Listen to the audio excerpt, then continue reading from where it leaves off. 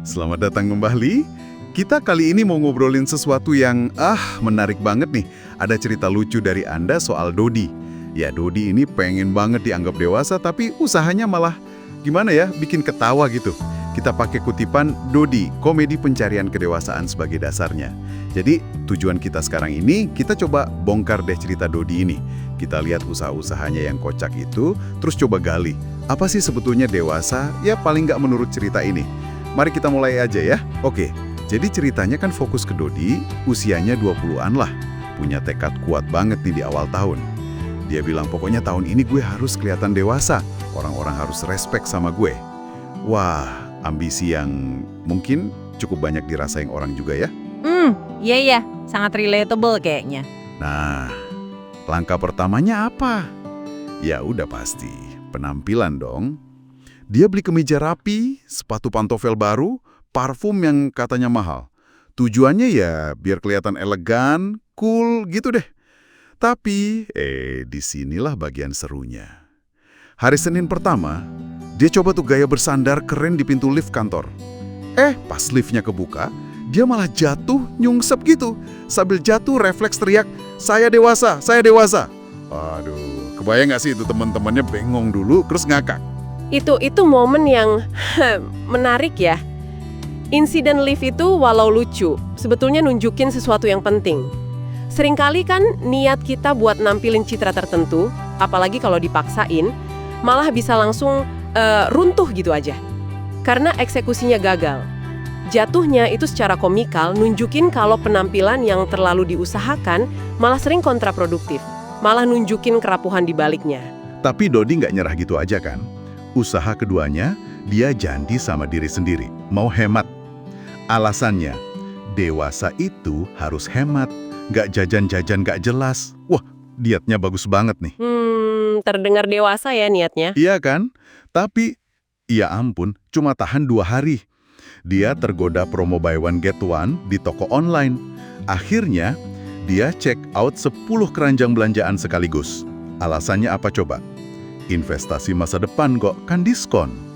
Gila 10 keranjang loh. Nah ini dia, kalau kita lihat dari gambaran lebih luas ya, ini bukan cuma soal Dodi yang nggak bisa nahan diri.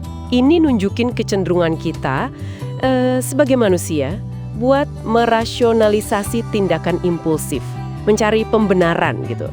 Padahal tindakannya jelas-jelas bertentangan sama tujuan awalnya. Nah, pergulatan antara kontrol diri lawan pembenaran ini sering banget jadi bagian dari proses menuju kedewasaan. Rasionalisasi investasi buat belanja banyak, itu memang, ada aja ya alasannya. Oke, lanjut. Usaha berikutnya nih, Dodi coba tiru kebiasaan yang dia anggap dewasa. Apa itu?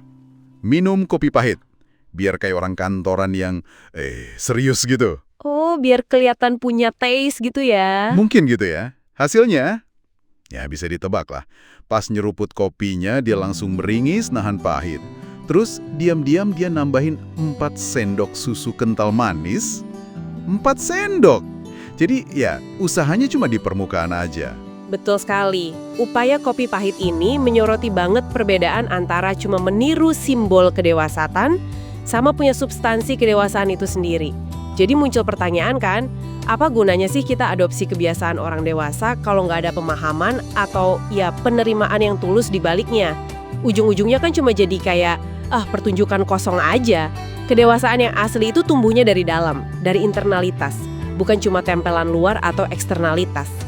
Jadi bukan soal pahit atau manis kopinya ya, tapi lebih ke kenapa dia minum itu. Oke. Nah akhirnya nih, Dodi kayaknya udah mulai bingung sendiri.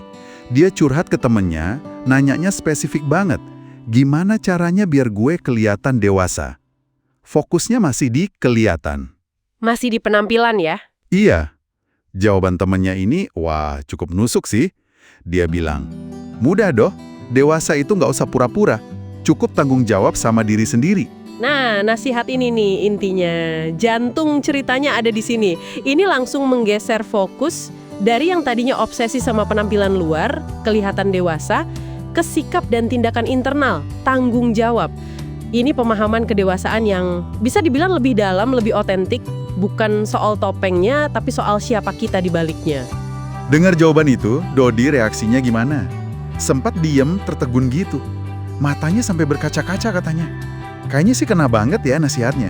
Tapi momen pencerahan itu cuma sebentar. Cuma 2 menit. Habis itu dia nanya lagi. Iya sih, tapi beli kemeja baru lagi boleh kan? Biar tambah dewasa dikit. Aduh Dodi.